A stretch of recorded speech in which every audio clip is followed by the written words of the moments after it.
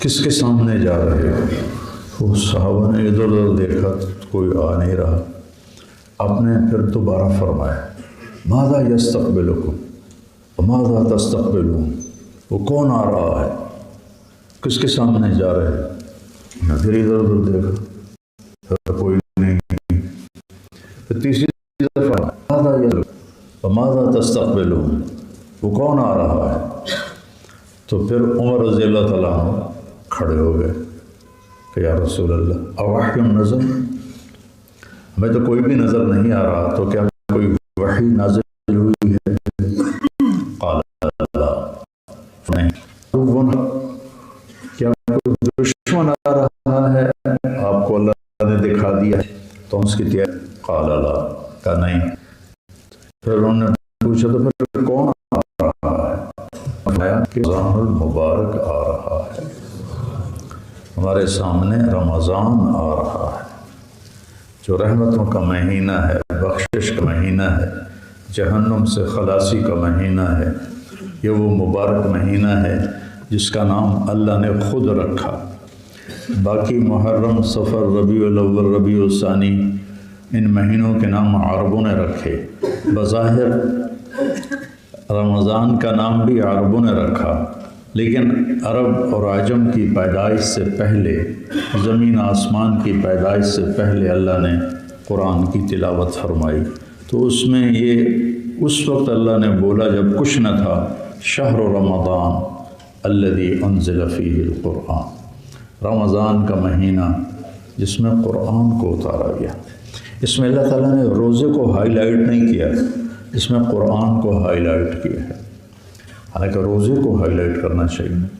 شہر رمضان، وہ رمضان کا مہینہ، یہ لہجہ ہے یہاں، وہ رمضان کا مہینہ۔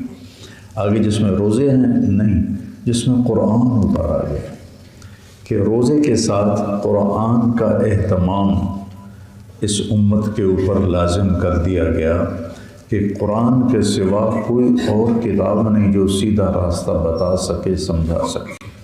ان ھذا القرآن یہدی للتی ہی اقوم، قرآن کے سوا کوئی کتاب ایسی نہیں جو ہمیں سیدھے راستے پہ ڈال سکے۔ تو قرآن کو اور بلکہ ساری کتابوں کو روزے کے ساتھ مناسبت ہے۔ آدم علیہ السلام پہ جو کچھ اترا، شیس علیہ السلام پہ جو کچھ اترا، ابراہیم علیہ السلام پہ، نوح علیہ السلام پہ جو کچھ اترا، سارا رمضان۔ تورات اتری رمضان میں، زبور اتری رمضان میں، انجیل اتری رمضان میں، اور قرآن اترا رمضان میں۔ انا انزلناہ فی لیلۃ القدر۔ تو روزے اور آسمانی علم کو آپس میں کوئی مناسبت، اس لیے میں نے اپنے مدرسے میں چھٹیاں نہیں کی کہ میں رمضان میں پڑھائی رکھتا ہوں، چاہے تھوڑی ہوتی ہے اور پوری توجہ سے بھی نہیں ہوتی، تھکاوٹ ہوتی ہے، لیکن اس مہینے کی برکات پورے میں سال پر حاوی ہیں۔ سارے سال کی برکتیں ایک طرف ہوں اور اس کے ایک دن کی برکت ایک طرف ہو تو وہ زیادہ ہے۔ تو اللہ تعالیٰ نے اس میں ہمیں ایک فریضہ ادا کیا، عطا فرمایا، جس کے نفل کی میں قیمت بتاتا ہوں کہ میرے نبی نے فرمایا من صام یوما تطوعا، ایک شخص نے نفلی روزہ رکھا، جیسے اللہ کے نبی ہر پیر اور جمعرات کو روزہ رکھتے تھے، اور کبھی 13، 14، 15 چاند کی 3 تاریخوں میں روزے رکھتے تھے۔ تو جس نے نفلی روزہ رکھا، ثم اعطی ملء الارض ذهبا، پھر اس سے پوری زمین 24,000 کلومیٹر کی زمین سونے سے بھر کر دے دی گئی۔ ثم اعطی ملء الارض ذهبا، تو زمین کو تو لوہے سے بھرنا بھی ناممکن ہے، تو سونے سے کون بھر سکے گا؟ دھاتوں میں سستی دھات ہے لوہا، اب تو خیر مہنگا ہو گیا ہماری ہم آفتوں کی وجہ سے۔ تو پوری دھرتی کو سونے سے بھر کے اسے پیش کیا جائے اور اسے کہا جائے کہ یہ آپ کے نفلی روزے کا صلہ ہے، تو میرے نبی کا فرمان ہے کہ یہ جہان، یہ زمین سونے سے بھری ہوئی اللہ کی بارگاہ میں اس ایک نفلی روزے کا صلہ نہیں ہے نفلی روزے کا صلہ اللہ خود قیامت کے دن عطا فرمائے گا۔ لم یستوف ثوابہ دون یوم الحساب، کہ ایک روایت کے مطابق الصوم لی وانا اجزا بہ، روزہ میرے لیے ہے اور میں روزے کی جزا خود ہوں۔ روزہ میرے لیے ہے، نماز بھی اللہ کے لیے، ابھی جمعہ جو پڑھنے آئے ہیں تو کسی مخلوق کے لیے پڑھنے آئے ہیں، جمعہ بھی اللہ کے لیے پڑھنے آئے ہیں، لیکن روزے میں ایک بڑا ٹیسٹ ہے کہ میں تنہائی میں ہوں، میں اپنے کمرے سے اٹھ کے بھی آ رہا ہوں، میں کھا پی کے آ جاؤں، آپ کو کوئی پتہ چلے؟ تو روزہ انسان کی دیانت کا امتحان ہے کہ نہا رہا ہے تو شدید۔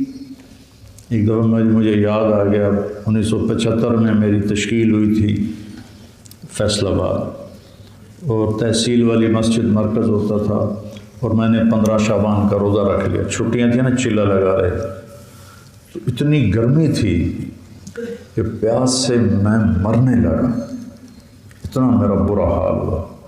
تو میں تحصیل والی مسجد کے جو غسل خانے تھے اس میں گیا اور ٹوٹی کھول کے سینے پہ پانی ڈالتا رہا، پتہ نہیں کتنی دیر میں کھڑا سینے پر پانی ڈالتا رہا، اور منہ بند کیا ہوا ہے کہ کوئی قطرہ اندر نہ چلا جائے کہ میرا روزہ ٹوٹ جائے گا۔ تو اس لیے ہے الصوم لی، لگا روزہ میرے لیے، یدع طعامہ و شہوتہ من اجل، میرے لیے اپنے کھانے کو چھوڑتا ہے، اپنی خواہشات کو چھوڑتا ہے، کوئی دیکھنے والا نہیں۔ ادھر اذان ہوتی، ادھر ایک دم کھانا چھوڑ دیتے ہیں، کوئی پابندی نہیں، کوئی دیکھنے والا نہیں، کوئی ٹوکنے والا نہیں، اور وہ ابھی 2 لقمے کھائے تھے کہ اذان ہوگی تو چھوڑ کے بیٹھا ہوا ہے۔ تو اس لیے اللہ کہتا ہے روزہ میرے لیے ہے اور اس کی جزا میں خود ہوں، اللہ خود ہے۔ تو جنت بھی چھوٹی اور جنت کی زندگی بھی چھوٹی، اللہ مل گیا، یہ سب سے بڑی چیز ہے کہ اللہ مل گیا، جس کو اللہ میں ابن آدم اطلبنی تجدنی، میرا بندہ میری طلب میں آ، میں وعدہ کرتا ہوں جو میری طلب میں آئے گا میں اسے مل جاؤں گا، وہ مجھے پالے گا۔ دنیا کی طلب میں جاؤ گے، ضروری نہیں تمہیں دوں، نحن قسمنا بینہم معیشتہم یبسط الرزق لمن یشاء ویقدر، کسی کو تنگ کر دیتا ہے، کسی کو کھول دیتا ہے، کسی کو بادشاہ بنا دیتا ہے۔ تو لیکن ادھر پکا وعدہ، اطلبنی، میری طلب میں آ، تجدنی، تو مجھے پالے گا، پکی بات۔ فإن وجدتنی، اگر تو نے مجھے پا لیا، وجدت کل شیء، تو نے سب کچھ پا لیا، سب کچھ مل گیا تجھے۔ وإن فتنی فاتک کل شیء، اور اگر تو نے مجھے کھو دیا تو نے سب کچھ کھو دیا۔ تو روزہ اللہ کو پا لینے کا نام ہے، اس لیے جو روزے کی حفاظت کرے گا،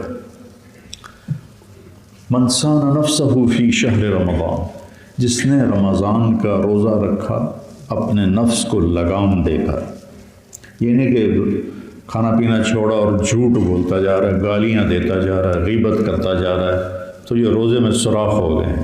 من صان نفسہ فی شہر رمضان، جس نے رمضان کے مہینے میں اپنے نفس کو لگام دی، نمبر 1۔ نمبر 2، لم یشرب فیہ مسکرا، کوئی نشہ آور، کوئی حرام چیز سے روزہ رکھا نہیں، نہ افطار کیا۔ لم یعمل فیہ خطیۃ، کوئی بڑا گناہ نہیں کیا۔ پھر ایک گناہ کا ذکر کیا، لم یقذف فیہ مؤمنا ببہتان، کسی مسلمان پہ الزام نہیں لگایا، بہتان نہیں لگایا۔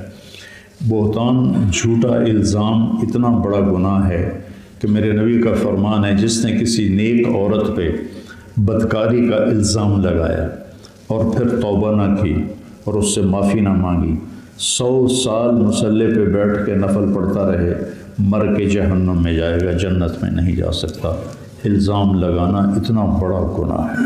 یہ ہماری عدالتیں بھری پڑی ہیں نیک پاک عورتوں پر، جھوٹے الزام لگا کر ان کو خوار کرنے کے لیے، ذلیل کرنے کے لیے۔ ان کو ذلیل ہونا پڑے گا آخرت میں جا کر۔ تو جس نے روزہ رکھا اپنے نفس کو لگام دی، کوئی حرام چیز سے نہ روزہ رکھا نہ افطار کیا، کوئی گناہ نہیں کیا، کسی پہ الزام نہیں لگایا، تو زوجہ اللہ کل لیلۃ 100 حورا، اللہ روزانہ جنت کی 100 حوروں سے اس کا نکاح کرے گا۔ وہ بنا لہو قصرا، اور ایک محل بنائے، کتنا بڑا ہوگا وہ محل؟ لو ان الدنیا کلھا وضعت فیہ لکانت کا مربط عنز من الدنیا، اس 24,000 کلومیٹر کی دنیا کو اگر اس محل میں رکھا جائے تو یہ اس محل میں ایسے نظر آئے گی جیسے پوری زمین پر کھڑی ہوئی ایک بکری نظر آتی ہے، ایسے یہ دنیا اس محل میں ایک بکری کی طرح نظر آئے گی۔ تو بھائیو، اللہ نے بہت قیمتی مہینہ عطا فرمایا ہے۔ بہت سے لوگ ہم سے ہمارے ساتھ تھے، آج وہ قبروں میں ہیں، ہم ابھی زندہ ہیں، اس کو غنیمت جانیں، اپنے دل کو صاف کریں، اپنے دل کو نفرتوں سے پاک کریں۔ 4 آدمی ایسے ہیں، باقی سب کی بخشش ہو جاتی ہے، 4 آدمیوں کی بخشش نہیں ہوتی۔ ایک شراب پینے والا، اس کی بخشش نہ ہونے کا مطلب ہے کہ اگر وہ یہ کام کرتے رہیں گے تو ان کی بخشش نہیں ہوگی، توبہ کر لیں گے تو ان کا بھی معاف ہو جائے گا۔ ایک شراب پینے والا، ایک ماں باپ کو تنگ کرنے والا، ایک رشتہ داروں سے لڑائی لڑنے والا، اور ایک دل میں کینہ پالنے والا، یہ 4 قسم کے لوگ نہیں بخشے جاتے، باقی سب کی بخشش